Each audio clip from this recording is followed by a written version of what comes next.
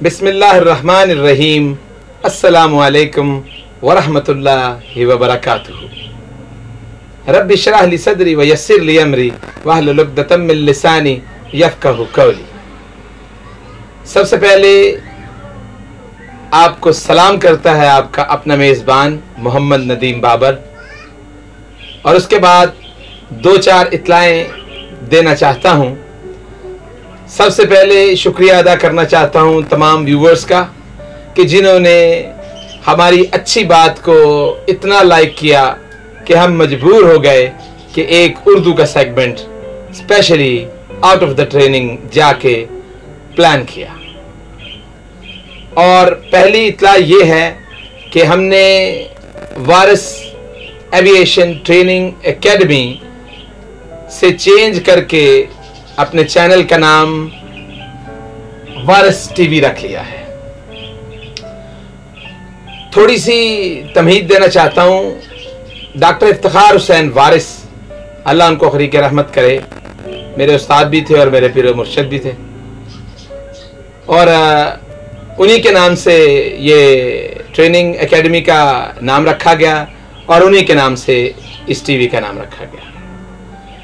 अब हमारा फॉर्मेट आहिस्ता आहिस्ता जैसे जैसे हम आगे जा रहे हैं चेंज होता हुआ नज़र आएगा आपको।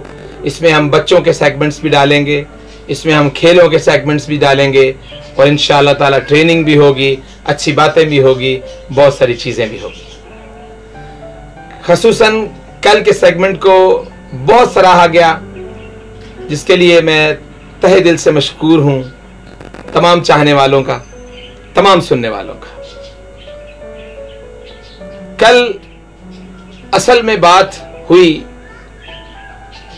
इस गिले पे कि हुक्मरान अच्छा नहीं मिला।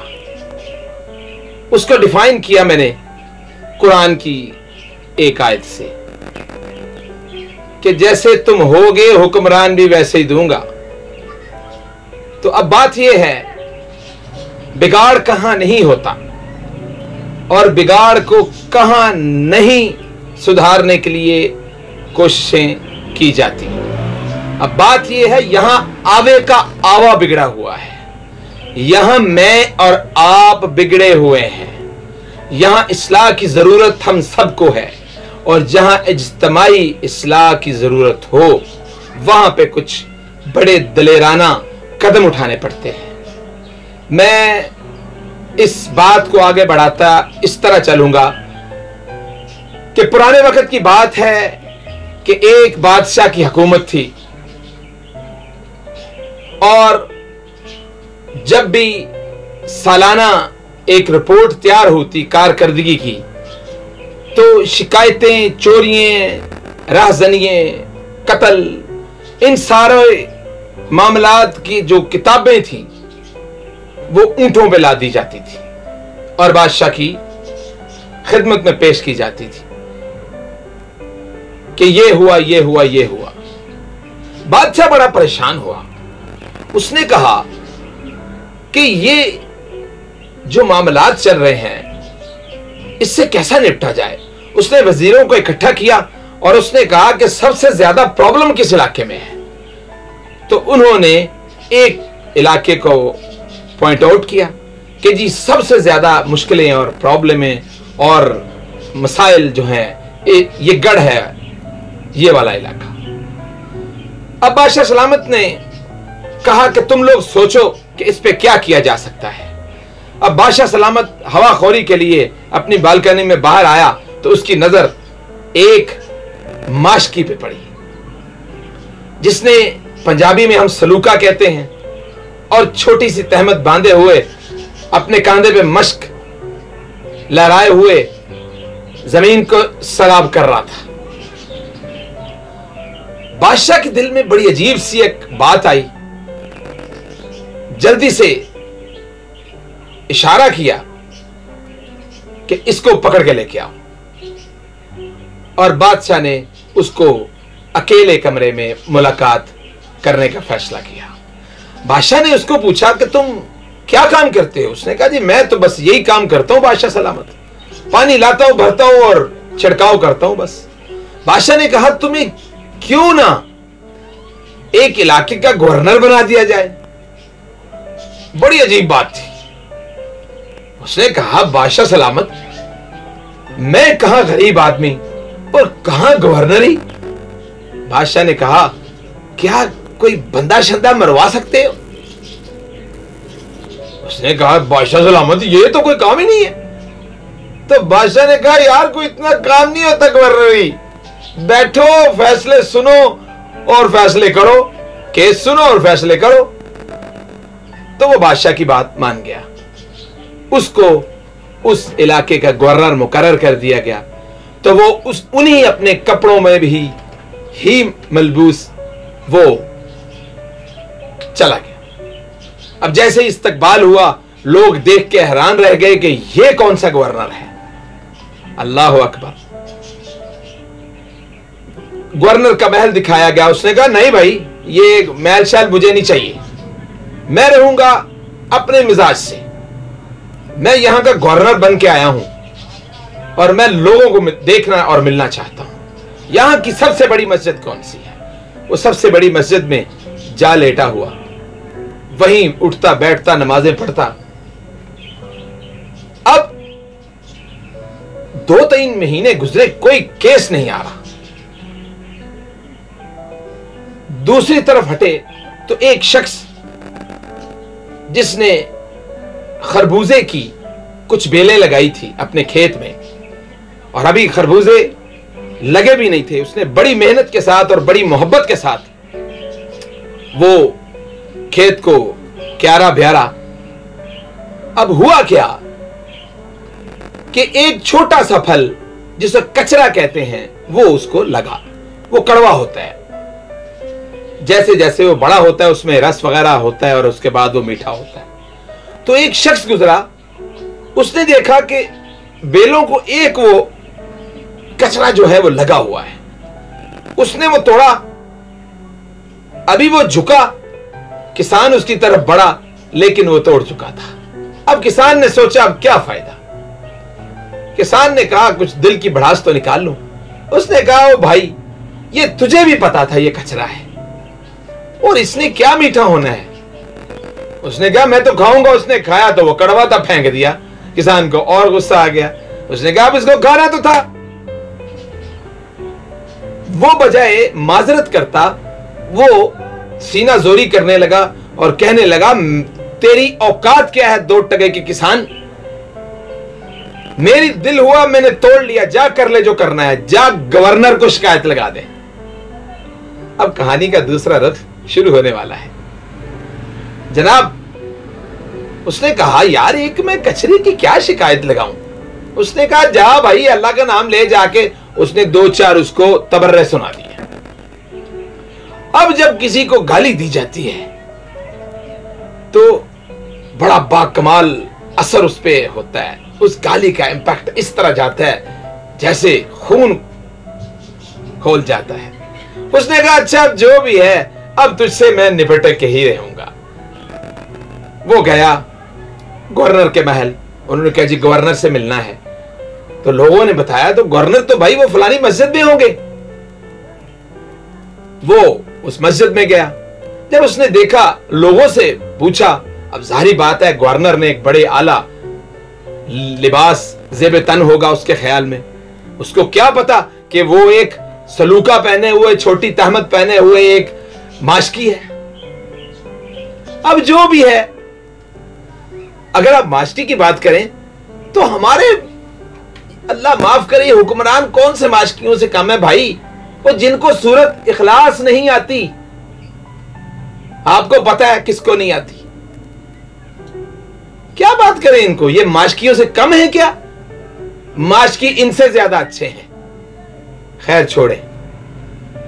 उसने जब पूछा, लोगों ने कहा, वो जो दीवार के साथ टेक लगा के बैठा है ना, वो गवर्नर है। उसने उसको गौर से देखा तो उसने कहा, है ये गवर्नर है?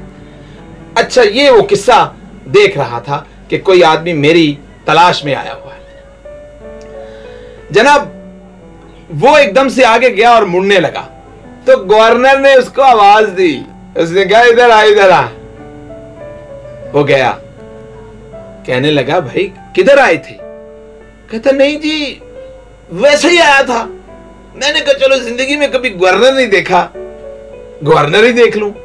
अब उसके दिल में ख्याल आया कि ये बंदा गवर्नर को ढूंढता हुआ आया है, इसके दिल में है कुछ तो बात। उसने कहा नहीं नहीं, हकीकत बात कर, क्या चक्कर है? उसने कहा नहीं जी, छोड़े परा, कुछ नहीं है। असल में उसके दिल में आ गया कि ये क्या फैसला करेगा।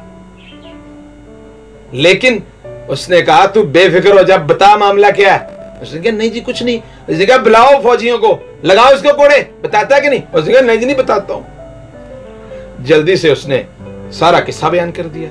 उसने कहा जी इस तरह मैंने तो बच्चों की तरह अपनी भेलों को पाला था, वो बंदा आया, उसने कचरा तोड़ा और फेंक दिया, मुझे इस पे भी गुस्सा ना आया, मैंने फिर भी उसको थोड़ा बहुत कहा, उसने मुझे गालियां निकाली। तो देखिए गवर्नर साहब ये तो ज्यादती है। गवर्नर ने कहा बुलाओ उसको। सिपाही भेजे और बंदा पकड़ के लेके आ गए। अब गवर्नर ने जब बंदा देखा तो बड़े सोसाइटी का बंदा लग रहा था, तगड़ा आदमी था, कोई चौधरी साहब थे। चौधरियों से माजरत प्यार से कहा है।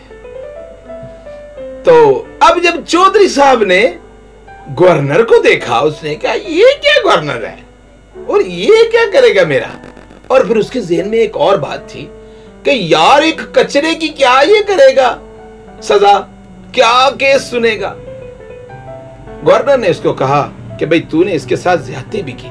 उसने आगे कहा गवर्नर साहब कौन सा कमाल हो गया, कचरे के लिए इसने अदालत लगवा दी, कमाल आदमी है ये, मैं नहीं डरता बरता किसी बात से, दे दे सजा। उसने कहा हैं अच्छा।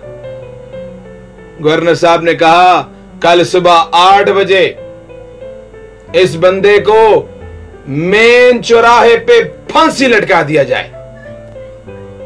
अब वहां पे खड़े हुए सारे बंदे परेशान हो गए, हैरान हो गए कि एक छोटे से कचरे की सजा इतनी बड़ी। उसने कहा दुहाई दुहाई, मैंने कहा ले जाओ इसे। अब जनाब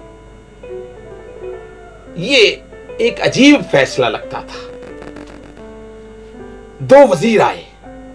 उसने कहा गवर्नर साहब बात यह है कि हम लोग वफाक से आए हैं, आपका ये फैसला देख के हम भी परेशान हो गए, ये फैसला आपका ठीक नहीं है। उसने कहा ये वाकई ठीक फैसला नहीं है। एक उनमें बड़ा समझदार था, उसने कहा नहीं जी मेरा जाती राय है, लेकिन आप बेहतर जानते हैं ठीक भी होगा, मैं अड़ा नहीं हूं। दूसरा कहने लगा नहीं नहीं गवर्नर साहब ये बिल्कुल गलत फैसला आपका, ये मैं मानता नहीं उस बात को। गवर्नर साहब ने कहा सुबह 7 बजे पहले इसको फांसी लगानी है। इसने गवर्नर के फैसले के ऊपर किस तरह से रिट दायर कर दी है। पकड़ लिया फौज, जो उसकी सिपाही थे उन्होंने। अब उसने कहा जी सबसे पहले इसको फांसी लगनी है, और सबसे पहले उसको फांसी लगी और उसके बाद कचरे वाले को फांसी लगी। ये उसका 1.5-2 महीनों में पहला फैसला था। उसने हुकूमत इय्याका नअबुदु व इय्याका नस्तईन कह के तो नहीं ली थी, लेकिन अल्लाह की कसम मैंने वोट इसी फैसले पे दिया था। लेकिन जब सुबह हुई, सारी पूरे उस इलाके में एक अजीब खौफ था, एक अजीब आलम था कि ये क्या हो गया।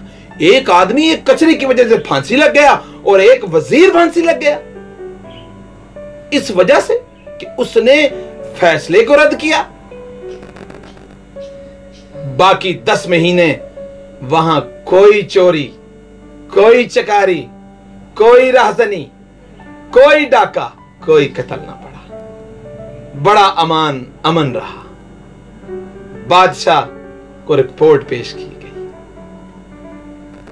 एक पेपर उस फैसले का कि जो फांसियों का था,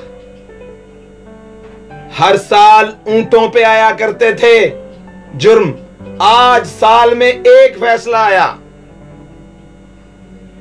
बादशाह ने देखा, उसने कहा ये क्या अचंभा हो गया, ये मौजज़ा हो गया कि कुछ हुआ ही नहीं। तो कहने लगे कि बादशाह सलामत, इस फैसले के बाद दुनिया इतनी अच्छी हो गई, हर बंदा ईमानदार हो गया, हर बंदा सीधे रास्ते पे आ गया। हा बादशाह सलामत, आपके पास भी ये मौका था, आपने ये मौका गंवा दिया। यकीन माने आपके पास मौका था। एक ऑडियो सुनाना चाहता हूं, वो ऑडियो बहुत जरूरी है क्योंकि एविडेंस के बगैर बात करने का मजा नहीं आता। अब बात यह है, कॉपीराइट की वजह से मैं कुछ शक्ल नहीं दिखाऊंगा, आवाज आप तक पहुंचाऊंगा, आगे आप समझ जाइएगा। तो प्रोड्यूसर साहब ऑडियो दीजिए। चाहे ये मुझे भुगतनी पड़े बहुत बुरी तरह, अल्लाह खैर करेगा। नहायत काबिल एतमाद जरा ये कहते हैं कि नवाज शरीफ साहब $500 मिलियन अदा करके मुल्क से बाहर गए हैं। सुन लिया आपने। काश ये फैसला इस तरह ना होता, काश टांग दिया होता तो फिर मजा आता, सारे सीधे हो जाते, मैं भी सीधा हो जाता, हर बंदा सीधा हो जाता। अल्लाह मेरा, इस मुल्क का और आपका हामी नासिर। अपना ख्याल रखिए। अल्लाह हाफिज।